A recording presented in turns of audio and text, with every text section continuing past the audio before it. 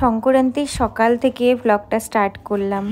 বেরিয়েছিলাম স্টুডিওতে যাব বলে। টানা 12 দিনের ক্লাস হওয়ার পরে স্টুডিওর ভেতরের অবস্থা একদমই খারাপ ছিল।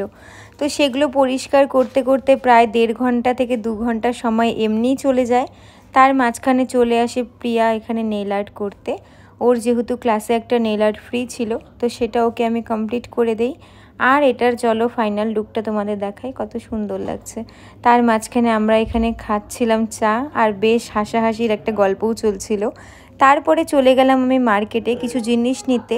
তো হঠাৎ মনে পড়লো আর্টিফিশিয়াল গাছ নেব, কারণ অরিজিনাল গাছ তো আমার বাড়িতে একদমই থাকে না। তো ভাবলাম স্টুডিওর জন্য এই আর্টিফিশিয়াল গাছগুলো নিয়ে নিই। আর তারপরে চলে আসলাম বাড়িতে। আজকে বাড়িতে নেওয়া হলো নতুন টিভি, মানে মাদের এখানে। তো এটার আনবক্সিং আমি করছিলাম। তো চলো টিভিটা তোমাদের সাথে শেয়ার করি। আর বাড়িতে ছিল সংক্রান্তির পাশাপাশি একটা স্পেশাল দিন, সেটা ছিল দাদার বার্থডে। তো সেই দিনই ওদের টিভিটাও চলে আসে, আর সেটার আনবক্সিংও করে ফেলি। অনেক দিন ধরেই পুরানো টিভি ছিল, তো নতুন টিভি নেওয়ার কথাও চলছিল, যেটা হয়েও যায় নেওয়া ফাইনালি। আর টিভিটাকে আমরা এই ওয়ালটাতে সেট করব ভাবি, কারণ টিভিটার জন্য এই ওয়ালটা ছিল একদমই পারফেক্ট। তো টিভিটা লাগানোর পরে তোমাদেরকে দেখাচ্ছি এটার একটুখানি ছোট্ট একটা ক্লিপ। সংক্রান্তির দিন তো নর্মালি সবাই নিরামিষ খায়, বাট আমাদের কোনো দিনই হয় না, কারণ প্রত্যেক বছর দাদার জন্মদিন পড়ে। তো লাঞ্চে সব কিছু সংক্রান্তির হিসাবেই আমাদের কমপ্লিট করেছিলাম খাওয়া দাওয়াটা। আর তারপরে চলে যাই স্টুডিওতে, কারণ আরেকটা নেলের ক্লায়েন্ট চলে আসে। তো ওর হাতে আমার নেলটা করতে হয়। এটা আমার ক্লায়েন্ট বলবো না, আমার ক্লাসমেট ছিল, আমরা খুব ভালো ফ্রেন্ড ছিলাম।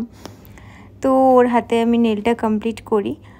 তো এত গরম পড়ে গেছে যে মানে বাইরে যাওয়ার সাহস পাচ্ছিলাম না। আজকে আমার মার্কেটে যাওয়ার কথা ছিল, কিন্তু একটু লেটও হয়ে যায়, আর এত বেশি গরম ছিল যে সেজন্য আর যাওয়া হলো না। তো নেলটা দেখো কেমন হলো একটু জানাবে।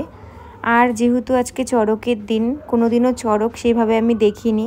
ফার্স্ট টাইম বাড়ির সামনে একটা চড়কের এখানে মেলা হচ্ছিল, তো সেখানে গিয়ে একটু ভাবলাম দেখে আসি কেমন হয় চড়ক। আমার এমনিতেই এইসব ভীষণ ভয় লাগে, তাও গিয়েছিলাম দেখতে। আর তার সাথে এখানে নিতে এসেছিলাম জিলাপি।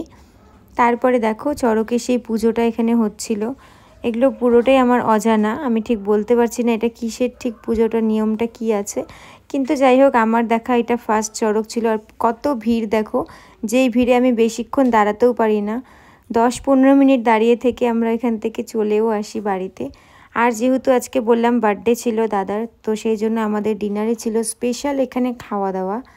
তারপরে ব্লগটা আজকে এই বাড়িতে থেকেই এন্ড করলাম, কারণ রাতে আমরা এখানেই থেকে গেলাম। কেমন লাগলো জানিও। চলো টাটা।